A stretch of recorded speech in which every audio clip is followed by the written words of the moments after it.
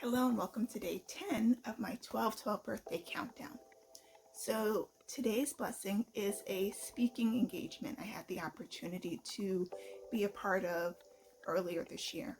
And so before I talk about that, let me tell you a little bit about me and my background. So when I was a undergraduate student, I was very involved as a student leader. And a lot of it had to do with the fact that I felt the need to try to help with promoting diversity on our campus. And so at the time, my school just wasn't the most diverse. Even though it was a great school, I had a great experience. I'm so glad I went there. But at the time, there wasn't a lot of people that looked like me when I first started. And so one of the things that I had to learn is being the first and the only in a lot of situations. And so, for example, I was the only Black RA when I was a student. And because of my involvement as a student leader, I really felt the need to try to encourage my peers who did look like me to participate more, because there was sort of this feeling of, well, I'm just here for my 4 years and then I'm going to go. And I felt like they would lose out on a lot by sticking to that mentality. And I will admit, I initially had that mentality when I first started. My first year as a freshman, I was just sort of like, I'm just here to get an education. I don't need to get involved. I don't need to do anything else. But eventually over time, I learned that that mentality was not sustainable. I needed to find something that I truly enjoyed. And so leadership was the thing that I enjoyed, and so that's how I found my avenue of getting involved. And so with that, I tried to get other people involved as well. And because of my presence, I was often invited to be a part of other opportunities, like having lunch with prospective students and being invited to partake in photo shoots and things like that. And while there were some students who felt like they were being exploited, for me, I saw the long-term vision of, if prospective students see people that look like them, then perhaps they would be more inclined to attend the school and therefore help with increasing the diversity that we definitely needed, right? And so that was sort of my mindset when I was a student. And so fast forward years later, I had the opportunity to return to that school as an administrator. And that was something that I had always imagined myself doing. And so it just seemed like a natural path when the opportunity came about for me to return.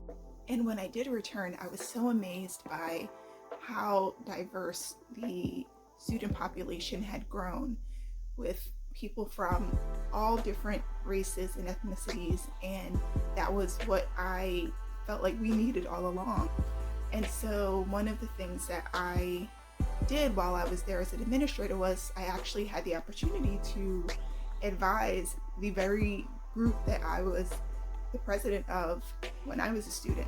And so with that, I was able to share my experiences and advice and help that generation of students to grow and learn and understand how they could utilize their experiences not only in college but also in the real world. And so fast forward to 2024, my former colleague reached out to me and asked if I could speak to a group of students which largely made up of female students of color. And so I was very happy to be invited to partake in said activity, not only as an alum but also as a former administrator. And when she initially invited me, I thought it would just be a small group of students in this one location, just sort of hanging out, and I was just going to come in on Zoom and chat with them and answer some questions. Well, to my amazement, this event was held in a pretty large event space on campus that I recognized right away as soon as they had me come in. And I was just so amazed by the sea of faces that I saw in this large space. And one, the number of female students of color had grown significantly from the time that I was an administrator. Two, the fact that they had planned this elaborate event for just them was really cool to see. That's something that we had never even thought of when I was a student. And so it was just amazing to see the growth in terms of ideas and ways to come together.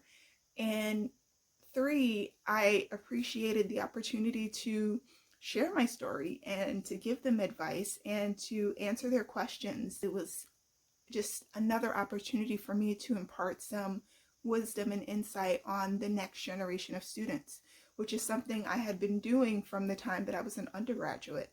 And so my hope is that the young ladies who attended the event got something out of it, and two, that they will also do the same for the next generation of students as well. And so overall, I just felt a sense of joy and fulfillment when I did this event. And so that is why I consider this blessing number 10 of my 12 blessings of 2024. And so that's it for today. Thank you so much for listening, and I will see you here tomorrow for day 11. Okay? See ya.